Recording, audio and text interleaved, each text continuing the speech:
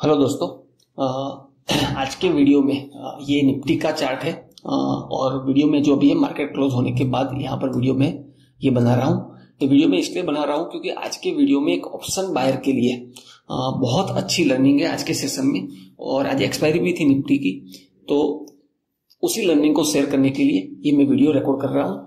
क्यों? क्योंकि option buyer जो है वो एक्सपायरी के दिन वो ओवर ट्रेडिंग से कैसे बच सकता है, इस चीज को सिखाने के लिए मैंने ये वीडियो रिकॉर्ड किया है। तो इससे आपको एक काफी अच्छी लर्निंग मिलने वाली है। मैंने आज एक ट्रेड भी किया है, उस ट्रेड का क्या रिजल्ट रहा वो भी मैं आपको एक्सप्लेन करूंगा उसके बाद, और एक्सपायरी के दिन आप कैसे ट्रेड कर सकते हो और कैसे ट्रेड अवॉइड कर सकते हो वो आज इस ट्रेडिंग में वीडियो में आपको सीखने को मिलेगा। सबसे पहले आप देखोगे तो निफ्टी का आज का मैंने डे लो मार्क किया है और आज का डे हाई मार्क किया है। तो अगर इन दोनों के बीच की रेंज अगर हम कैलकुलेट करते हैं तो कितने पॉइंट्स की रेंज है ये? डाउन से बॉटम अप तक, बॉटम से टॉप तक की रेंज जो है वो 112 पॉइंट की है, 112 पॉइंट की। मींस अगर आप ऑप्शन बायर हो और आप 0.5 डेल्टा वाला स्ट्राइक प्राइस भी अगर ट्रेड करते हो इन द मनी, तब भी आपको जो है आज मैक्सिमम ये 55 पॉइंट का मोमेंटम हुआ है नीचे से लेके अप साइड तक। तो एज ए ऑप्शन बायर आप इस छोटी सी रेंज को कैसे अवॉइड कर सकते हो वो एक्सप्लेन करने की मैं कोशिश करूंगा। पहले मैं आपको इसको बड़े टाइम फ्रेम पे ले जाता हूं ताकि आपको समझ में आएगा कि ऐसा आप क्यों प्लान करोगे, उसका रीजन भी तो होना चाहिए कुछ वैलिड। इसको हम 1 आवर पे टाइम फ्रेम पे शिफ्ट करते हैं।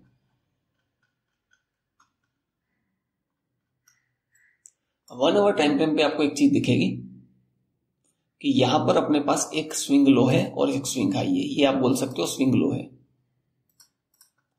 और अगर स्विंग हाई मार्क करते हो तो इसको आप as a swing high mark कर सकते हो। अब ऐसा तो है नहीं आप इसके ब्रेकआउट का वेट करोगे और इसके ब्रेकडाउन का वेट करोगे ट्रेड लेने के लिए, तब तो काफी देर हो जाएगी। लेकिन जो 1 आवर का टाइम फ्रेम है, इसका जो फर्स्ट कैंडल आप देखोगे तो आज मार्केट गैप डाउन ओपन होने के बाद strong marubozu selling candle develop हुआ है। तो जब तक ये कैंडल का हाई और लो जो है वो बहुत इंपॉर्टेंट होता है। क्यों इंपॉर्टेंट होता है? एज अ ऑप्शन बायर आप मोस्टली क्या करते हो, 5 मिनट पे ट्रेड करते होंगे या 3 मिनट पे ट्रेड करते होंगे, और बहुत ज्यादा भी आप स्कैल्पर हो और एक एडवांस ट्रेडर हो तो 1 मिनट पे भी अगर आप ट्रेड कर रहे हो, तब भी जब ये हायर टाइम फ्रेम है जो 1 आवर का, उस कैंडल को आप देखोगे तो पूरे दिन मार्केट जो इस कैंडल के बीच में ही ट्रेड किया है। तो as a option buyer momentum कब आएगा? जब मार्केट इस रेंज से बाहर जाएगा। अब मैं आपको दिखाता हूं इसको छोटे टाइम फ्रेम पे, 1 मिनट पे, क्योंकि मैं पर्टिकुलरली 1 मिनट पे एंट्री और एग्जिट करता हूं। वो अलग बात है कि मैं बिगर टाइम फ्रेम पे अलग डिस्प्ले पे भी प्राइस एक्शन को साथ में ऑब्जर्व करता हूं और भी पैरामीटर देखता हूं। लेकिन अगर सिर्फ प्राइस एक्शन की बात करें कि आज प्राइस एक्शन कैसे डेवलप हुआ है, मार्केट यहां से गैप डाउन ओपन होता है, गैप डाउन ओपन होने के बाद स्ट्रॉन्ग सेलिंग दिखाता है और उसी कैंडल में स्ट्रॉन्ग रिजेक्शन भी आता है साथ में। तो जैसे ये रिजेक्शन देखने को मिलता है, तो जब तक इसका फॉलो अप नहीं मिलता है तब तक आप ये नहीं बोल सकते हो कि मार्केट के अंदर सेलिंग है, या पुट साइड में आप पुट बाय कर लोगे। और इसके पहले मार्केट जो फर्स्ट कैंडल बनाया था उसका हाई भी ब्रेक नहीं कर पा रहा है यहां पर, यहां तक, और यहां पर इसको आप लॉन्ग करते हो तो आपको दिखेगा क्या, यहां पर स्पॉट के अंदर ये दिखेगा कि यहां पर ब्रेकआउट हो चुका है, लेकिन ये फेक ब्रेकआउट है। इसको आप कैसे आइडेंटिफाई कर सकते हो? ये कितने बजे की कैंडल है? 9:44 जिसने ब्रेकआउट दिया है। तो ये यहां पर प्राइस है 22,460। अब मैं इसको इन द मनी का अपन जो हमें कॉल का चार्ट ओपन करके देखते हैं कि सच में यहां पर ब्रेकआउट हुआ है या सिर्फ दिखा रहा है। कैसे आइडेंटिफाई करोगे? हम 22,400 का कॉल का जो चार्ट है वो ओपन करते हैं।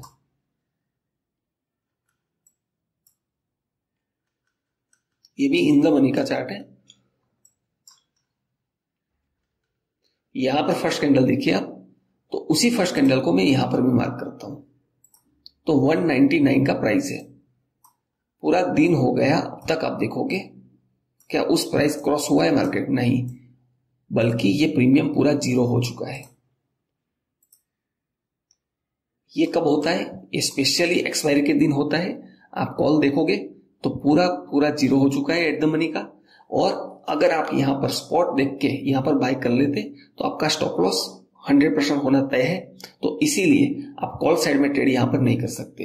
अब आपको लगेगा कि कॉल साइड में पूरा जीरो हो चुका है तो पुट का प्रीमियम जो है वो बहुत ज्यादा इंक्रीज हो चुका होगा, क्योंकि यहाँ से पूरा प्राइस ड्रॉप हुआ है। तो आपको ये लगेगा कि पुट का प्रीमियम जो है, यहाँ पर ब्रेकडाउन भी दिया है आप देखोगे तो 1106 पे। तो पुट का प्रीमियम भी मैं आपको दिखाता हूँ। यहाँ पर क्या प्राइस है 22,356। तो मैं इन द मनी यहाँ 22,400 का पुट ओपन करके दिखाता हूँ।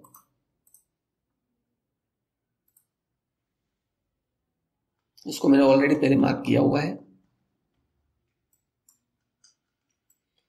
ये फर्स्ट कैंडल थी, उसका जो रिजेक्शन आया था वो एरिया ये है और उसकी प्राइस है 185। और आप इसका प्रीमियम भी देखते हो अगर, तो ये भी पूरा अब एक भी बार इसको क्रॉस नहीं कर पाया है और ये पूरा जीरो हो चुका है। तो जब भी ऐसी कंडीशन मोस्टली आपको एक्सपायरी के दिन देखने को मिलेगी और जब भी मार्केट साइडवेज होगा तो हम बाय क्या करते हैं, कॉल और पुट के चार्ट पे, ना कि स्पॉट के चार्ट पे। तो ऑप्शन का स्ट्राइक प्राइस का प्रीमियम का चार्ट का एनालिसिस भी क्यों जरूरी है, क्यों मैं साथ में दोनों चार्ट को देखता हूं। सिर्फ स्पॉट के चार्ट को अगर देख के ट्रेड करोगे तो आप जो है फेक ब्रेकआउट जो है वो आइडेंटिफाई करने में प्रॉब्लम होगी। तो आप एक्सपायरी के दिन ऐसे कॉल और प्रीमियम के चार्ट को ऑब्जर्व करके ट्रेडिंग जो है वो अवॉइड कर सकते हो। इसको मैं बड़े टाइम फ्रेम पे दिखाता हूं, 1 आवर कर लेता हूं लेट। तो 1 आवर पे आप देखोगे तो पुट का प्रीमियम जो है वो भी डाउन की तरफ मूव कर रहा है और साथ में ही मैं कॉल का प्रीमियम भी ओपन करके दिखाता हूं। यहां पुट का प्रीमियम है और यहां पर 400 का इन द मनी का कॉल ऑप्शन ओपन है। क्या हुआ है दोनों प्रीमियम के अंदर आप देखोगे तो ध्यान से, ये प्रीमियम भी डाउन की तरफ मूव किया है, ना तो कॉल इंक्रीज हुआ है ना तो पुट इंक्रीज हुआ है। क्यों?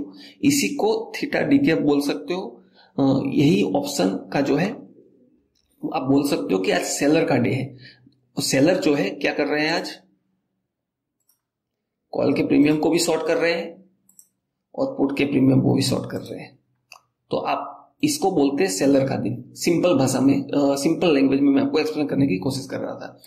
तो होप आपको इस वीडियो से एक छोटा वीडियो है लेकिन बहुत इंपॉर्टेंट था लर्निंग, इसीलिए मैंने इस वीडियो को बनाना जरूरी समझा, ताकि ऐसे सिनेरियो में एक्सपायरी के दिन आप कैसे ओवर ट्रेडिंग से बच सकते हो।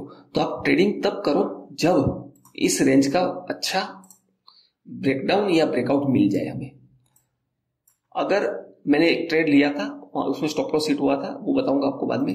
अब मैं ट्रेड कब प्लान करूंगा, अगर मुझे ट्रेड करना भी है तो एक्सपायरी के दिन। पहले तो प्रीमियम अगर इतने ज्यादा डीके दिख जाए तो आप ट्रेड को अवॉइड कर दो, लेकिन अगर आपको ट्रेड करना भी है तो आप यहां पर चार्ट पे लाइन मार्क करके रख दो और यहां पर अच्छी क्लोजिंग का वेट कर लो। यहां पर हमें एक अच्छी अपसाइड में क्लोजिंग मिल जाए या फिर हमें डाउन साइड में जो है वो अच्छी क्लोजिंग मिल जाए। जब तक प्रीमियम और अपना जो स्पॉट है एक्सपायरी के दिन इस रेंज के ऊपर मूव करना शुरू ना कर दे, तब तक आप ट्रेड अवॉइड कर सकते हो। और जरूरी भी नहीं है कि इसके ब्रेकआउट पे और ब्रेकडाउन के आप तुरंत एंट्री कर ले, नहीं। यहां पर इसके नीचे के एरिया में आप प्राइस एक्शन को क्लोजली वॉच करो और जब या तो फिर इसके ऊपर निकल जाता है प्रीमियम तो यहां पर प्राइस एक्शन को क्लोजली वॉच करो और जब भी आपका सेटअप यहां इसके ऊपर बनता है तब आप अपसाइड का ट्रेड कर सकते हो, या जब भी आपका सेटअप इसके डाउन साइड में डाउन की तरफ का सेटअप बनता है तब आप डाउन साइड का ट्रेड कर सकते हो। इस रेंज के अंदर पेशेंसली आप, जो ये वाला रेंज है, इस रेंज के अंदर आपको ट्रेडिंग जो है वो अवॉइड करनी चाहिए। अगर इस ट्रेड के अंदर रेंज के अंदर आप ट्रेड अवॉइड करोगे तो आपका ओवर ट्रेड होगा ही नहीं। तो आप ऐसे एक ओवर ट्रेडिंग से आप जो है वो बच सकते हो। अगर इस रेंज में आप ट्रेड नहीं करोगे तो आपकी ओवर ट्रेडिंग नहीं होगी और आपका जो है वो एक्स्ट्रा लॉस नहीं होगा, क्योंकि इसी रेंज में ट्रेडर क्या करते हैं, आप विक्स भी अगर देखोगे इस रेंज के अंदर ऑब्जर्व करोगे अगर, तो विक्स वाले कैंडल्स बनने लगी है। मतलब यहां पर कॉल और पुट दोनों शॉर्ट किए जा रहे हैं और दोनों तरफ जो ऑप्शन बायर है वो ट्रैप हो रहे हैं। तो आप ऐसे ट्रैप ना हो तो आप सिंपली पेशेंसली आपको वेट करना पड़ेगा, या तो मुझे इस रेंज का ब्रेकआउट मिल जाए या तो मुझे इस रेंज का ब्रेकडाउन मिल जाए। अब जो मैंने आज का ट्रेड किया था वो बता देता हूं कहां पे किया था।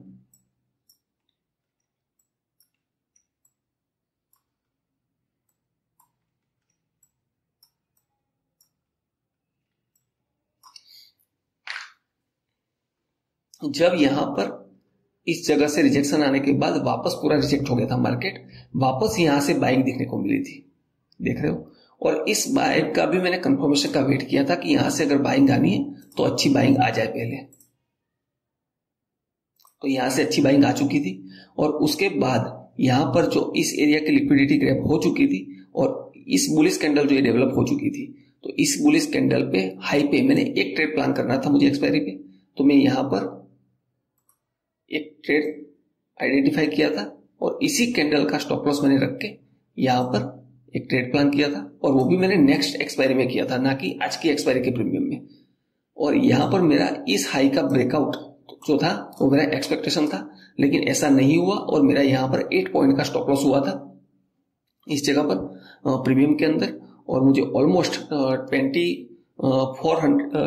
2460 का यहाँ पर मुझे स्टॉप लॉस हिट हुआ था। और उसके बाद फिर मैंने जब ये हुआ तो मैंने डे हाई और डे लो को मार्क करके रखा था, और जब तक इसका ब्रेकआउट नहीं होता तब तक मैंने ट्रेड प्लान नहीं था, और इसका ब्रेकआउट मुझे मिला नहीं, इसीलिए मैं ट्रेड नहीं कर पाया। तो मैं उम्मीद करता हूं इसका स्क्रीनशॉट भी आपको लॉस का दिखा दूंगा यहाँ पर। मैं उम्मीद करता हूं आपको इस वीडियो से एक लर्निंग मिली होगी कि आप ओवर ट्रेडिंग से एक्सपायरी के दिन आप कैसे बच सकते हो और कैसे आप आइडेंटिफाई कर सकते हो कि ये सेलर का दिन है या ऑप्शन बायर का दिन है। तो ठीक है, मिलते हैं एक नई लर्निंग के साथ नेक्स्ट वीडियो में। अगर आपको ये मेरे वीडियो लर्निंग अच्छी लग रही है तो मेरे चैनल को सब्सक्राइब करिए और ज्यादा से ज्यादा लोगों के साथ शेयर करिए, ताकि जो है अपनी लर्निंग है वो मैक्सिमम लोगों तक हम पहुंचा पाए। Thank you.